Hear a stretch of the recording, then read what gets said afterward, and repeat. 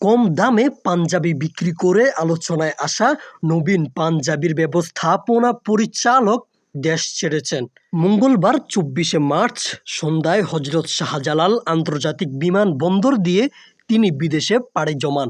দেশ ছাড়ার আগে ফেসবুকে এক আবেগঘন পোস্ট তিনি লিখেন, সিংহের মতো বাঁচতে চাই, কিন্তু সিন্ডিকেটের গুলিতে সন্তানদের এতিম করতে চাই না।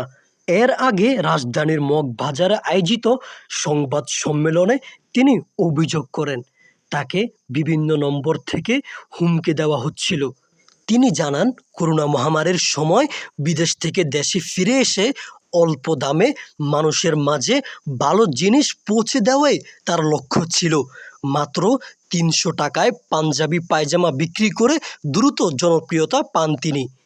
তবে তার দাবি, স্থানীয় কিছু ব্যবসায়ী সিন্ডিকেট পুলিশকে সঙ্গে নিয়ে তার দোকান বন্ধ করে দেয় এবং কম দামে পণ্য বিক্রিতে বাধা দেয়। সরকারের প্রতি তিনি আহ্বান জানিয়ে বলেন, সাধারণ মানুষের জন্য কাজ করতে গেলেও বাধা ও ভয়ভীতি পোহাতে হচ্ছে।